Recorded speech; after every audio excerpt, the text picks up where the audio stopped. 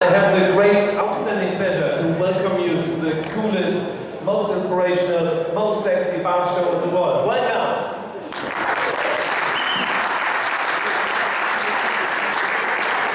So, you might think, why is this? We have many shows around the world. There's two reasons for that. First reason, and this is proved by myself yesterday night, this is the only bar show in the world made by bartenders for bartenders.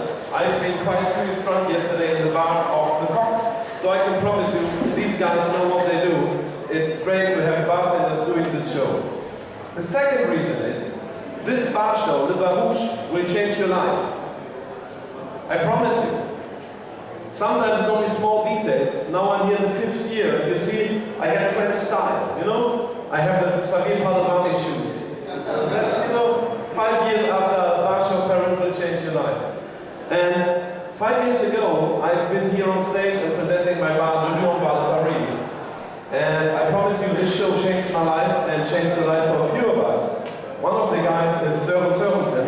He had been with us 5 years ago. He was carrying in our lion, and he helped me with the show, and now he opened his own bar, which made me also a little bit proud to see that now he's here.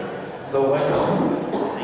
Welcome. And the other thing that changes, why this bar show is so important, in 2008 our bar was nominated for the world's best new bar and taste of the cocktail.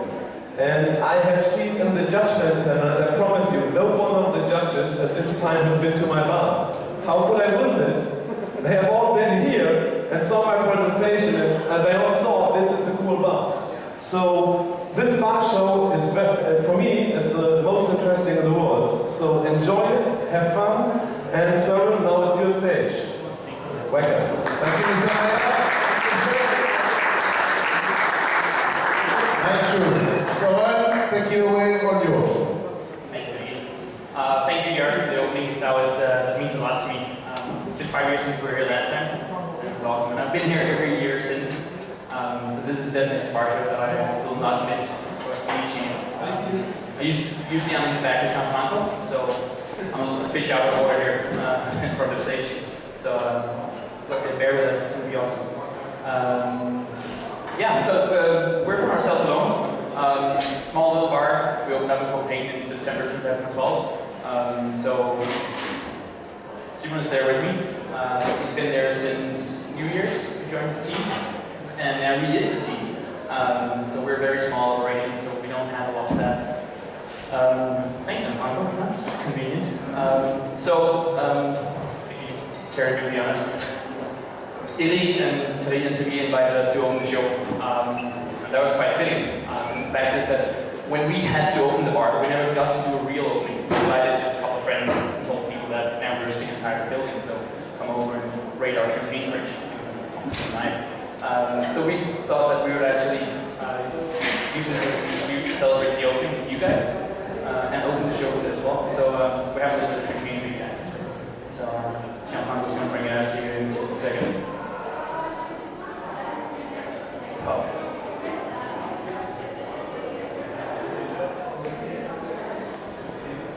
So yeah, the bar is located in Copenhagen. And to me, Copenhagen was not the obvious choice. I lived in Hamburg for a couple of years, worked for Jörg. I went to New York, thought that was where my destiny was going to be. Visa issues forced me back, and sort of like made me have some space for things. So I started to go around Copenhagen to see what was going on. Decided that I'd check out the bar scene in Copenhagen. And actually I was quite surprised. So I have a little presentation of some of the bars in Copenhagen that I want to show you. Because the bars in Copenhagen I find fantastic. And there's so many of them, so it was quite convenient for me to do a bar there. So let's see. Is there a slideshow down there?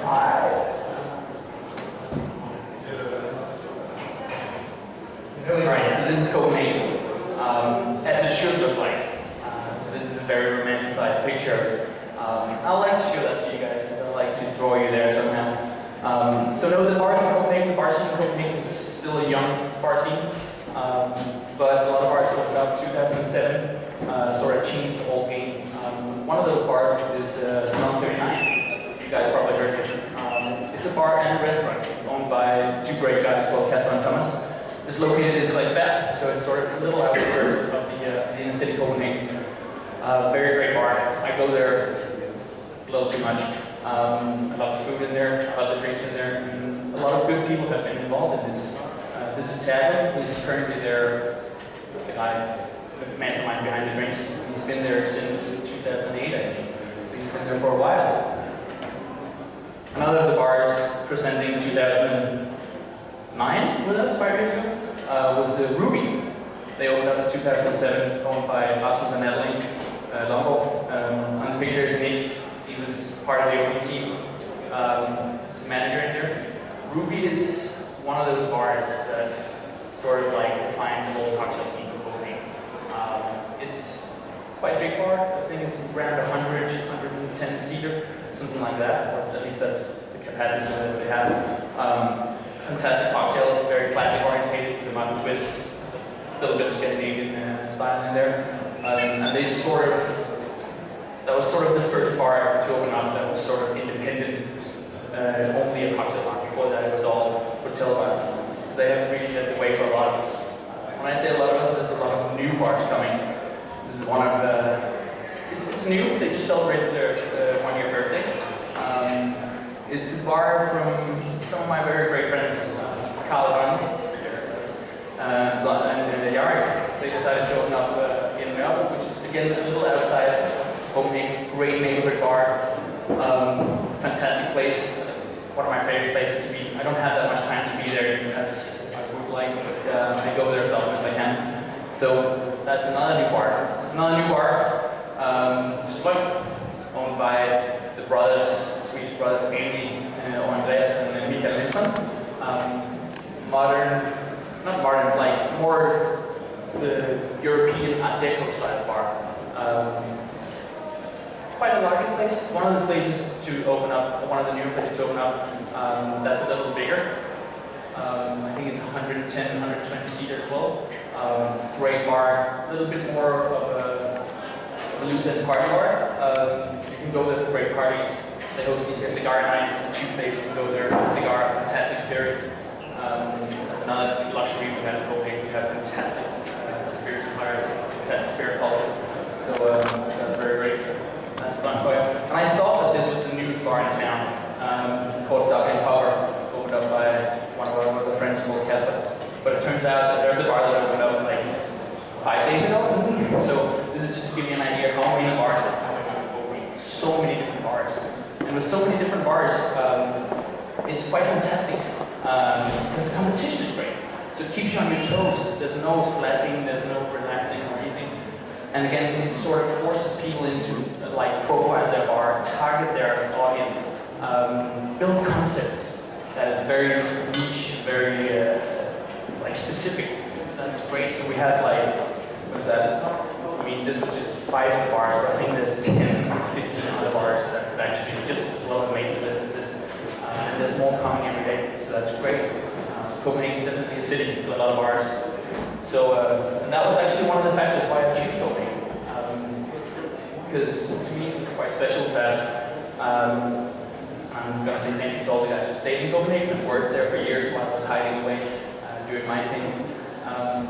The guests in Copenhagen have now gotten used to cocktails on a total different level from a lot of different places. And there's like this here complex style. They've seen the classics, they've seen a bit of the molecular, they've seen all of it. So the guests are actually embracing these concepts. So it made it so much easier for me to do my bar. So for me, it was a very natural choice to choose Copenhagen because we already have all the guests.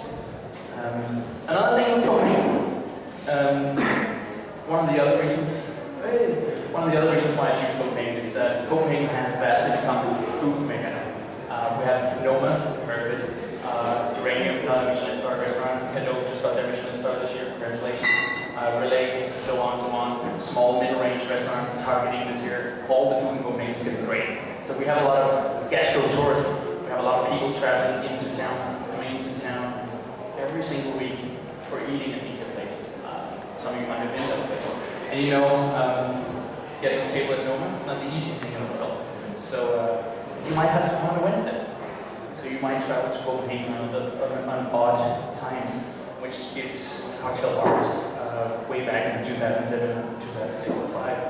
gives them sort of this edge. We have already a lot of guests in town that would be interested in going out drinking. So on weekdays, that's something that we didn't see in Copenhagen like 8, 10 years back. So that was sort of lured the locals to go to bars on Tuesday because there's interesting people here. So now we have a local scene that actually go out drinking Mondays, Tuesdays, Wednesdays, and Sundays. So some of the bars that open on Sundays have great success. People working in gastronomy and from people who are there who have dead times on Sunday and everything else is closed. So the bars that decide to stay open there and have great business. So that's a bit of it. What else? Let's see what I have here. Well, cheers guys, by the way. And then welcome to Paris. You guys are from Paris, welcome to the bar show.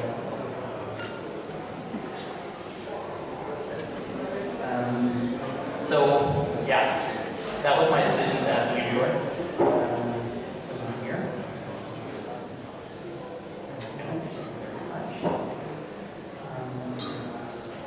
There we go. So coming back from New York, I was a little frustrated with the whole thing. I had to sort of reinvent myself. Being in a place like Le Lyon or PT where you work with these systems, which are great systems, you get so into what you're doing, so it's so hard to leave it behind. It's not like you can leave one job and just take another job. It's that the system is so deeply inherited into your background, so you have like, oh, that's not the way it's supposed to be done. So I had to sort of take some time off, rethink the whole thing, what's good, what can I use. So basically didn't use it all. So I just wanted to open up my own bar. Searching for a location would be very hard. There's a lot of available space in Copenhagen at the moment. Financial crisis has made it a fantastic option. What I was looking for a basement location is a sort of wanted to have a schedule like tucked away, not hidden, not speaking easy, but tucked away bar. And then there was an event in 2011. There's a flooding in Copenhagen, like a lot of water. I know that a lot of people got set back a little bit. I think you guys got set back as well, didn't you, Bonnie? Not very good. All right, there's a lot of other bars that got set back from their plans. That was a bad thing. A lot of bars got affected, but it also created the opportunity for those bars that was in basements. They decided to move up to ground floor level. So it gave us a lot of locations that decent rent, where the licensing and the profile was already there, so it was easy to take over and rebuild the whole thing. Another thing was that there was nothing in there. Everything had been stripped, so you didn't have to find a location where you have to break down the bar, break down all these things before you can build the way you want.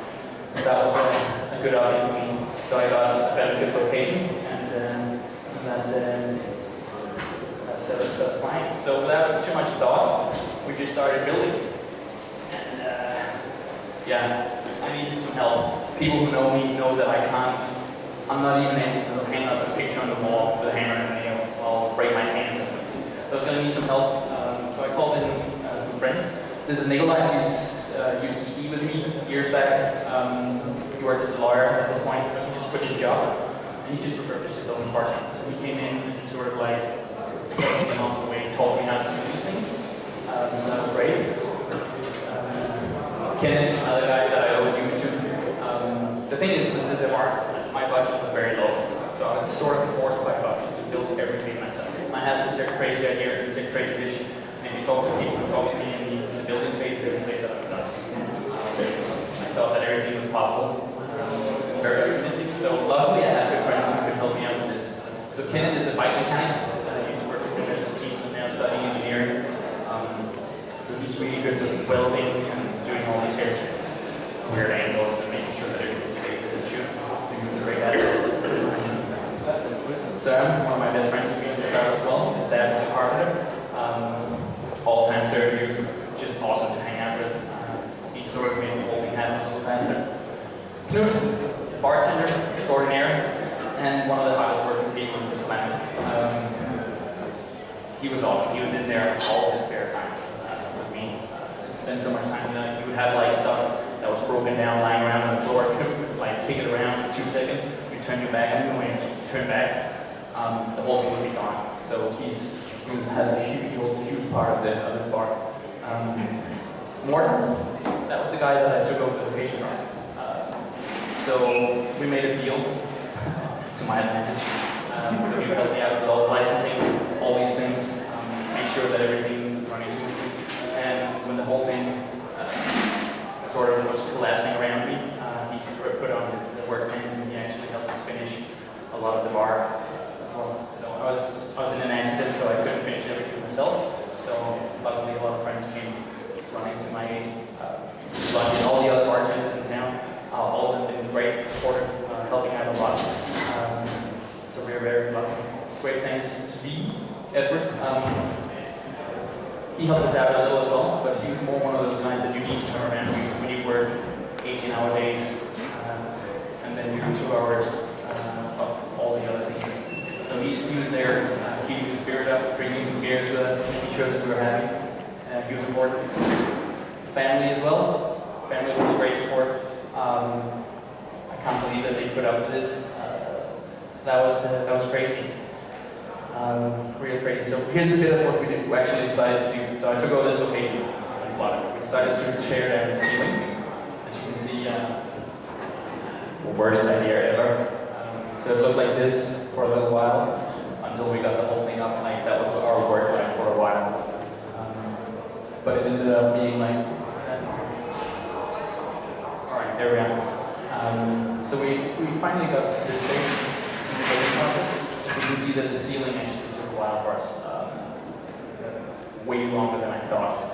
I'm a little too optimistic in my time schedules as well. I can't remember how many times Max and Blondie were in my bar and I'm like, yeah, we're opening in 2 weeks. People were like, what? So the walls needed a heavy makeover as well.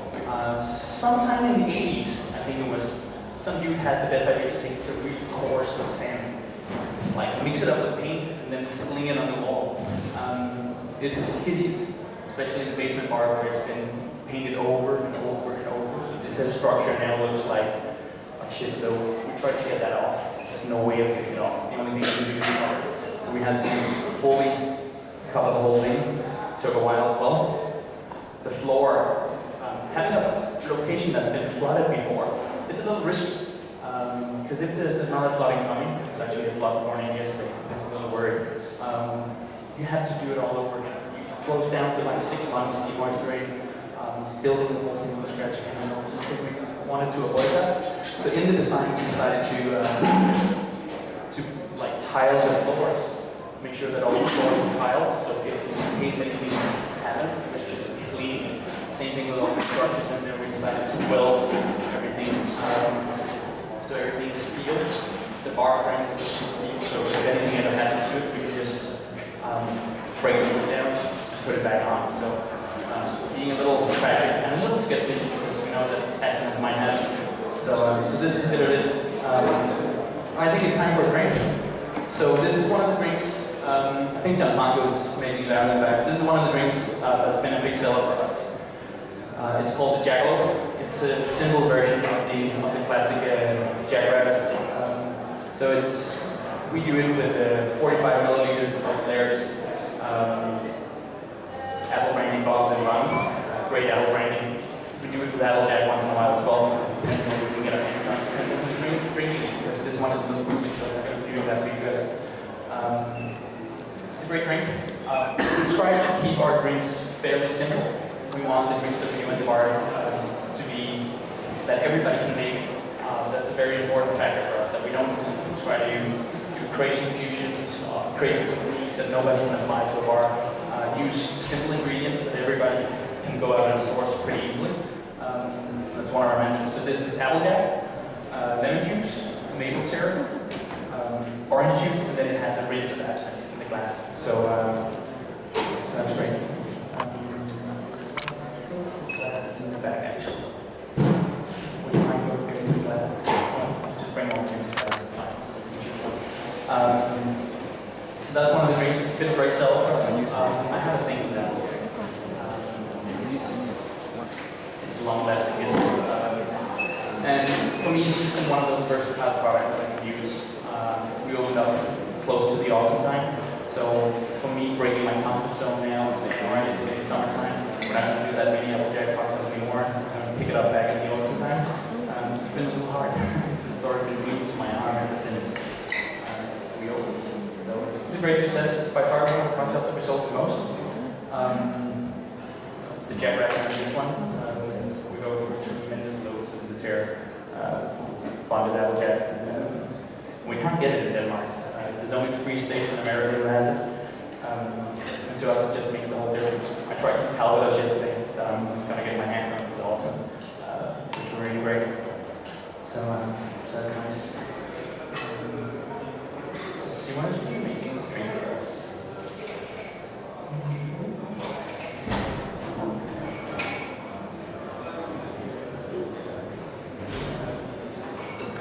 Are you there? Awesome. Just dice it up. Make it. Alright, so that's what you're having here. You all have the general with the little plastic cups. We prefer the glassware, but it wasn't available to us.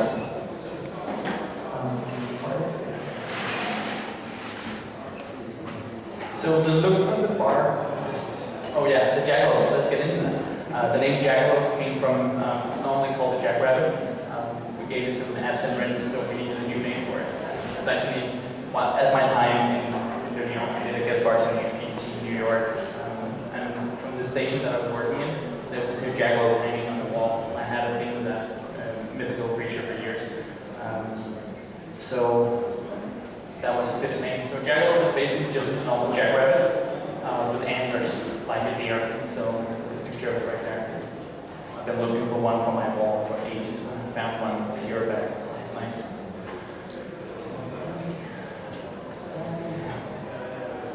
A little touch of orange. Alright, so this is the bar. This is the look of the bar. The bar is far from finished. We opened it up in the user stages. We decided that we wanted the bar to evolve throughout. So we're putting in mirrors behind everything. We wanted to see what kind of mirrors. Was it going to be black glass mirrors or normal mirrors, graded or whatever we were going to do with it. So it took a little time. The look of the bar is done. So it reminds you of a turn of century 1900 style. We do have some elements in there from 1910 to 2030s, like the main components, obviously, but even the 40s, 50s, and 60s will show. A little bit of 70s, 80s only goes on in the kitchen. We have a disco ball going on in the kitchen, so we needed that for ourselves, just to sort of like put a smile on your face. Sometimes when you work in bars and you go to the kitchen and you go to the office and you just go somewhere else, and you come back and sort of like focus and you're thinking all these thoughts. So it's very important to me that we put something on where people can smile when they came back. So we did some weird stuff with this head handle on beer, but it was simply too weird. Because I guess when they saw us, they thought we were nuts. So that's that. So the bar counter, as you can see, with a bar, when you do a bar handling, there's always limitations to where you can build your bar, and how is it going to be, and how is it going to fit the concept and all these things. And it's always a big thing. So we went through a lot of tries and tests, moving it back and forth, like measuring what is the perfect height of a bar, when you sit in the bar. And it's one of those things that just steals your time away from you. So we spent so much time doing that. But it was good fun, and we're happy with it. We're happy with where we put the bar. We're happy with the size of it. And we're changing up a lot of things on the inside. The back bar, picture. Yeah. So this is what it looks like when you build a bar out of steel, when you do the frame. Cheers. Thanks.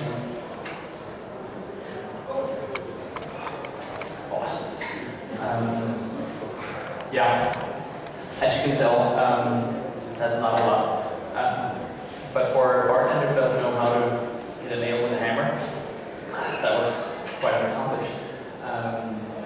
And I mean, I don't know how we did it. So that's the back bar, that is the front of the bar. Everything's done this way. So here you can see this is what it looks like now when it's all covered up in wood. And for my back bar, we have a lot of vintage glasses. All the step glassware is almost vintage. I'd say 90% of it is vintage. I have a lot. I'm lucky enough to find a lot in all my travels and around in Copenhhagen as well, all these places. So having a lot of different glassware Sometimes you find 2, 4, 12, 20 maybe, if you're lucky, but sometimes you only get one that's really specifically cool and you want that. So to be able to serve the drinks with this, we needed somewhere we could hide all the glassware so it wouldn't look like shit. Obviously we have it in freezers, and I wanted to have as much freezer space behind the bar as possible. So we had 4 fridges behind the bar, 4 freezers as well. And then we decided to use drawers. That's another thing I stole from you here. I'm sorry. Works great. It's just a good thing. It keeps the fat part of the thing nice and clean. We can have a lot of different glasses, so we can get to work with a lot of different things in there. You can keep it in the drawers. Very simple. Don't ever put them yourself. That was a bad decision. It took way too much time. So behind the bar, normally I love good bar stations, especially like stainless steel and all these awesome things. But I know from experience as well that no matter how much you measure, how much you push back and forward and do all these things, there's always things when you have sent it all to cantilever and your super expensive bar comes back. It's always like 1 centimeter or something to change up. So we decided to build everything from easier wood, where we could cut into it and see how it works. Work with it for 6 months, change it up, see what, like, correct all the mistakes until we have a perfect solution. When that's found, we're still working on it. We will have everything done in stainless steel, so that we eliminate all those little mistakes where you get annoyed that the sink doesn't work properly, things should come a little further, and those things. So we decided to do that. The bar counter itself, we wanted it to keep it really slick, very neat, very tidy. So we decided to have as many bottles and all of those things to put it behind the bar, keep it in the bar. So beer bottles, for instance. I had a thing with bars, and I've done it myself, so there's nothing wrong with it. I think it creates, it gives the guests something to look at, it creates atmosphere, and it can sort of like attract people's interest, where we put up all our shakers, and all our like dried fruits, and pickled fruit, olives and all these things, and napkin straws. And we sort of built like an entire wall in front of ourselves between us and the guests. We sort of like make this distance between us. And I just hated that thing where you have to serve a drink and you have to, with one hand, grab 2 bottles, remove it, and then serve it with the other hand. So I wanted it to be as much as possible nothing on the bar, except for the stuff that we're working with in the moment. So we decided to have the bit of bottles just below our cutting board, so you can just grab them. So they're in a specific order, so it's Angostura, blah, blah, blah, blah, all the way down. Sometimes people mix it up for frustration for me. That's a good thing. I don't throw stuff anymore, but I used to. So here you can see the bar top, the counter, very slick, normal, nothing on it, simple. That was one of the things that we really wanted to happen. And that way we can actually go in front of the guest as well, sitting in the bar, stand right in front of them and make the drink as well, instead of being over here making the drink for the guy that sits over there. So we can actually move around. The bar station is by far not the best bar station set up for if you had to make, if you had the capacity of 100 people, it would kill you. Same if we only have one guy working behind the bar at a time. It's something that I felt was important. I always go into a bar, you know, there's one of the guys that you have connection with, so you hope that that's the guy going to make the drink. So we only wanted one guy to work behind the bar. So that works really fine for us as well. The ice situation. Well, pretty early on in the whole system, you can just start cutting it and show how we do that normally. That's a daily routine for us. When you have a limited budget, you gotta think everything. You gotta think about everything. And an ice machine will grab what you decide or love money and invest in an ice machine. And my bar profile was that I wanted a bar where the ice, where we use this crystal clear ice, and we work with the ice machine. And for me, it was very important that we work with it in every single aspect.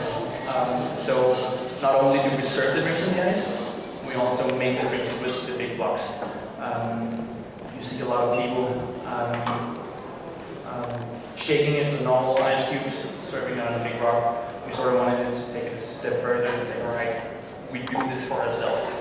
You told yesterday that you hope that one day when you're 70 years old, still working, that you'll present this here silver platter with a golden painted Vaseline on it. It's the same thing for us. We wanted to work in this here bar I built this bar because I want to work in it for the rest of my life.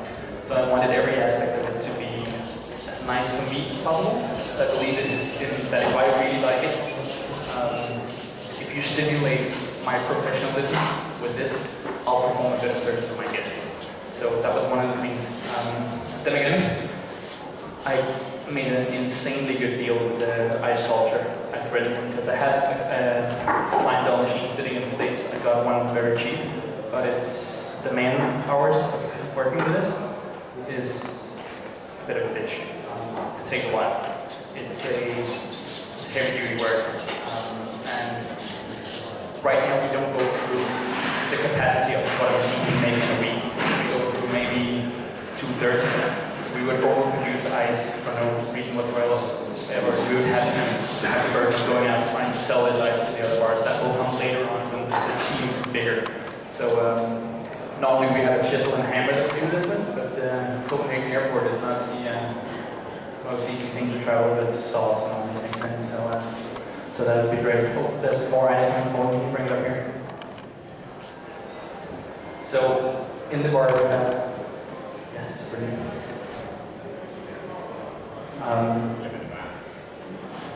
Things. So we have different types of ice in the bar that we start.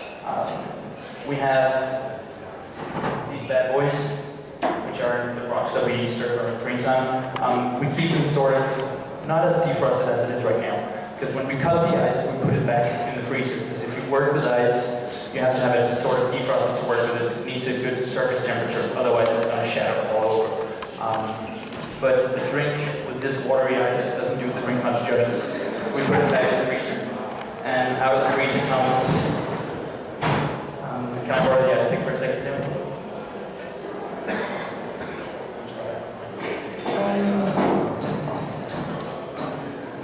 So out of the freezer comes big rocks, super cold. We wanted to have an ice chest behind the bar where we could keep these, but again, positioning an ice chest that's frosted and how to work with it, how we need to work with all the defrosted ice. We need some time to think. We keep it in a freezer at the moment. So we shape with these here because these will shatter. We serve it on rocks that's defrosted, and for all the highballs we use these here long spears. Now it's not for a glass like that. Obviously, usually it fits the size of the glass. So that's the only ice that we have. We do have some crushed ice, which we do with Lewis bags when we need that. We're thinking about what we do here for the summer season, where we need to do these things. But for me, it was very nice to get to work with this product. It sort of has a full respect, Simon as well, for like when we work with it. It's not like, at the end of the night, you just flush your ice well with hot water just to get the ice out. You sort of take good care of it, you pick it up and make sure keep it in the freezer, keep it defrosted, and all these things. And I think that for me, our guests will value this. We have 36 guests at a time. That's a very important factor in this. With labor costs in Denmark, where a bartender is roughly 20 euros per hour, cutting this ice and working with this ice in this way, I would not suggest that you order the 120 and only run your ice program the way that we do. That would be extremely expensive. And the ice in itself is more expensive, but it's just a normal cost like everything else, like your alcohol, like your fruits and all these things. So instead of picking mint and cutting fruits and squeezing juice, we cut ice. So the ice, we cut that, the juice we squeeze out the juice, and that's basically it. So let's see, that's a picture here of the ice wall. There we go. So that's how it is right now. The defrosted and defrosted ice. All the spirits we need next to it. The costs of building a bar. Well, I started out naively with a budget for 47,000 euros. That's not a lot of money. Those of you guys out there who's ever invested in a bar, built a bar, knows a little bit about it, or just products in general, knows that 47,000 euros doesn't get you that wrong, especially not in Denmark, the prices that we have. So there's a deposit for the location that was 11,500 euros out of the budget right there. I expected that. Then we went a little over time in building the process. So instead of building it in 3 months, we ended up paying 7 months rent while building it. So that was 19,000 euros total. So that left us with 16,500 euros.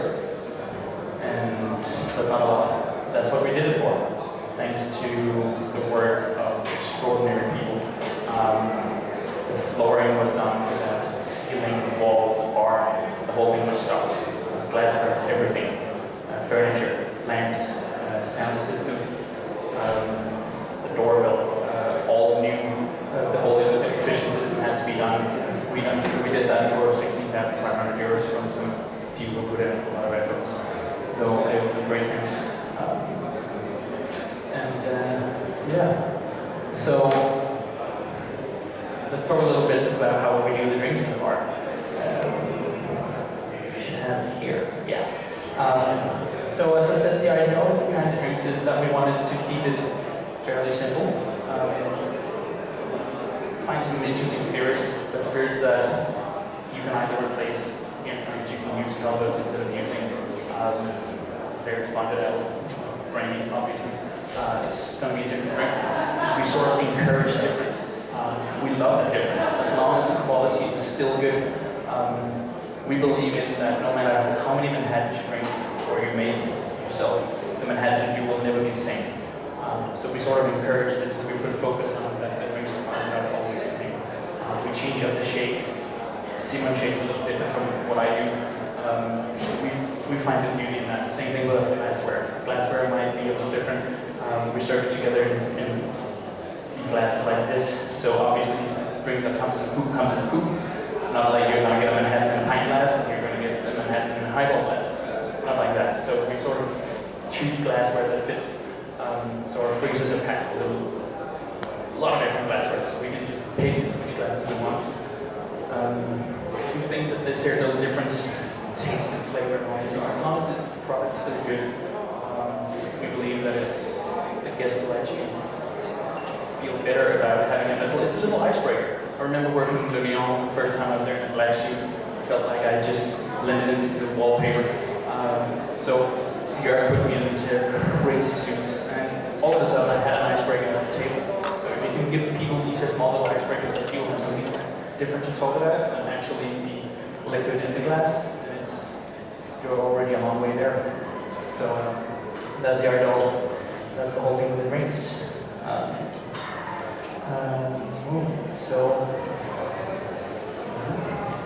I had a picture. So when you see a lot of pictures of the bar, you'll recognize a lot of things. I remember when you were visiting, you were like, what's going on over here? That's my water tower. It is your water tower. Works great. Jim was like, hey, that's mine. A lot of other people were like, hey, whoa, that's my system. So sort of like, yes, we do take stuff that works, that other people have done before us. That works really, really great. We're not afraid of saying that we got the ideas from these guys.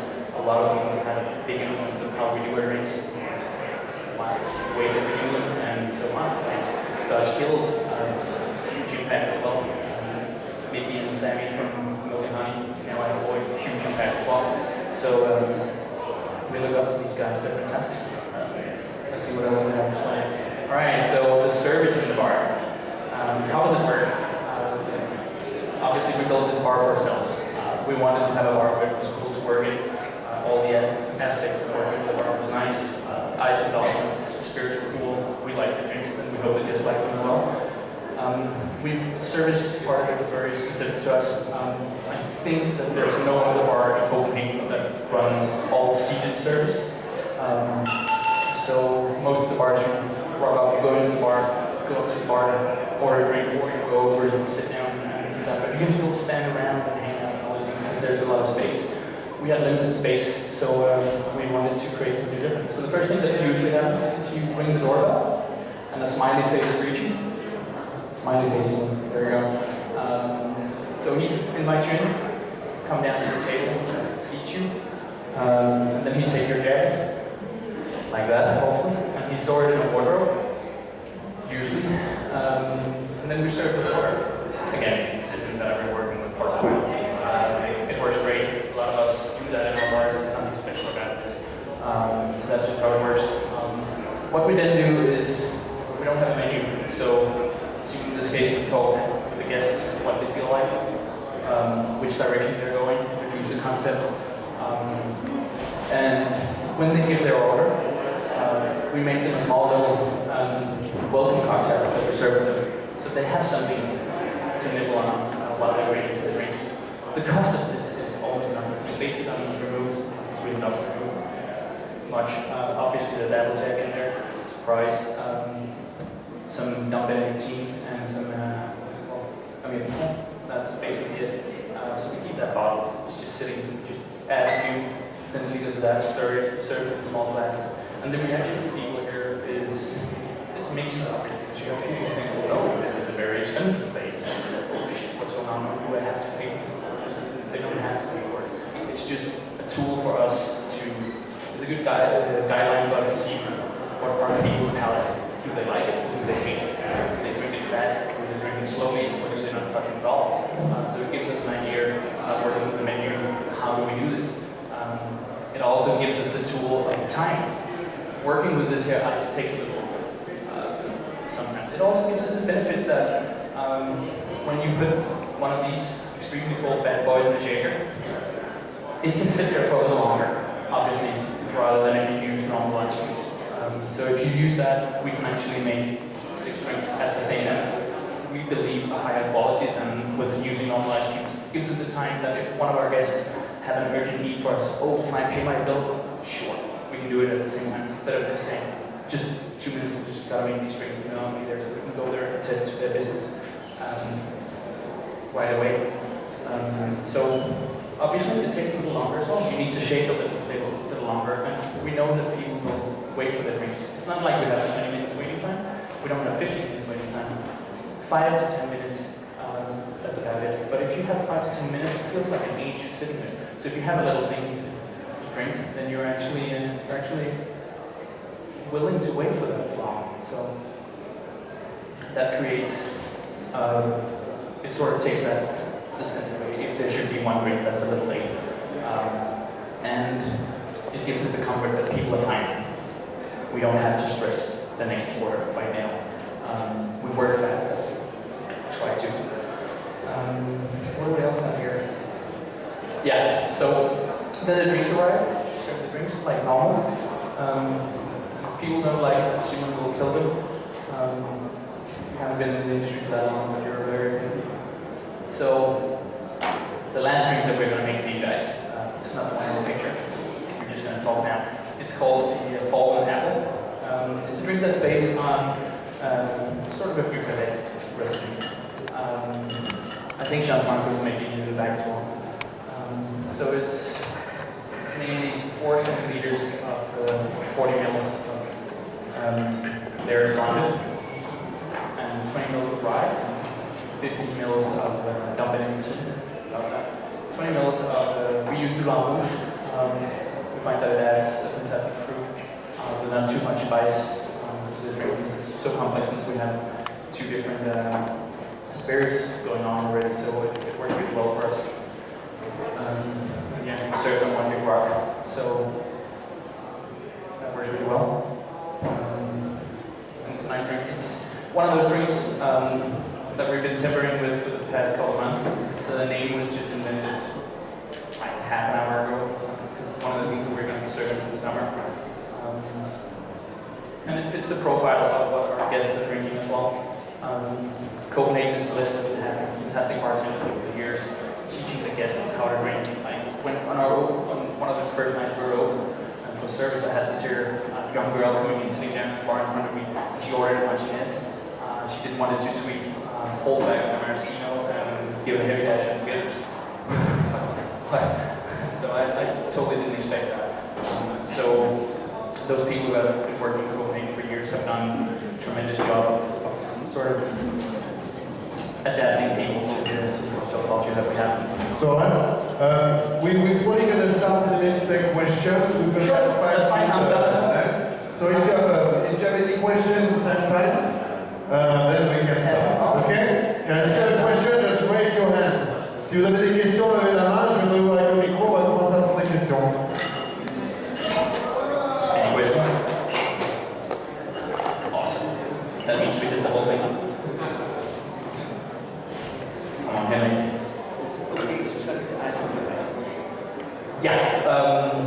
we feel it's as a necessary thing. The question was, is it okay to touch the ice with your hands? Well, we as bartenders, we work, we located the sink in the bar, so we wash our hands all the time. Thanks, Simon. There's a big difference. If you see European bartenders, they'll use ice tongs and scoops and all these things.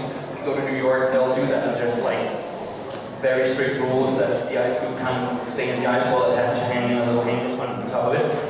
But still, they crack the ice with their hands. We find it okay. It's the only way to work with the right speed of this ice. As long as you keep your hands clean, it's not a problem for us at all. We have people who think that we're being cheap asses, that we don't want to buy an ice scoop. We also have people who are like, oh, so you couldn't afford an ice machine. And they're right. They're almost right. We could just have done other priorities. I mean, in the long run, it's way more expensive using this ice. What I've spent the past 9 months in ice could have bought me the crazy Fujizaki or cold wrap machines, but that was not the thing that we wanted. So we still have people like that. We have people who are like, oh, I don't want that much ice in my drink. Then it's just all ice and no spirits. Sure. We only give you like one sip and you pass it on. We still get that, especially with the gin tonic when they see this Monk's beer. People are like, oh, don't you have normal ice? It is normal ice. It's frozen in the freezer. It's water. It's a little bigger. So that's some of the things that we still encounter. We also have people who don't give a shit about the drinks. They come for the ice. They bring their friends for the ice. And it's very clear that they only order the drink. No, people who don't like old fashions. They order old fashions because they know that they're coming to the bar. And they sit there and just looking at it for so long and they're drinking a gin tonic on the side of it because they just need to see it right. It's strange. But they're the guests, so that's one of the things we're not having a menu for. Just a quick one. Do you actually make money or not?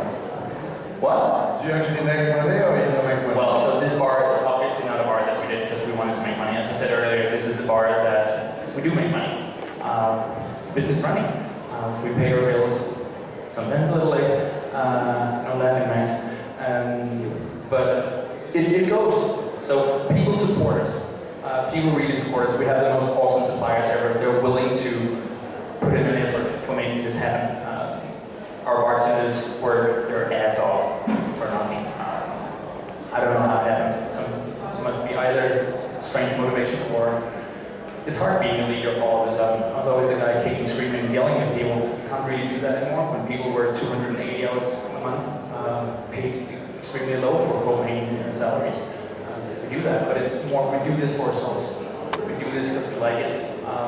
So the aim and goal of this bar is never to, when I built it, I knew that I'm not going to be rich. I'm already fat, so I only need to be rich. So it's always, it's get fat at somebody else's bar, and then you don't need to get really rich. So we make money, but it's not like we can, that's one of the frustrating things about building a bar like this. When you have things that you still need to do, you can't just go out like 2 weeks later and be like, oh, I need a new whatever thing that costs like 10,000 euros. You can't just go spend 10,000 euros. You gotta wait a little to spend that. So there's things that aren't finished in the bar that just take a little longer because the surplus of money, and every time we have something, we're sort of invested in experiences for ourselves. Suits, new spirits in the back bar. Right now we have a thing for Campbelltown whiskey. So we're just like trying to do all these things. So no, we don't make a lot of money at all. But that was the goal. So you can go spend your money in Denmark just in case because it's very clearly a good visit. You can approach the stage. We're going to stop in a sec. You can go speak and ask a question directly to Soren. You will see Soren throughout the show working in the lounge for the next 2 days. So I'm really going to take this opportunity to thank you. Did you get the other drink? Come again? You never got the other drink, did you? I don't know. Did you get the drink? Yeah. So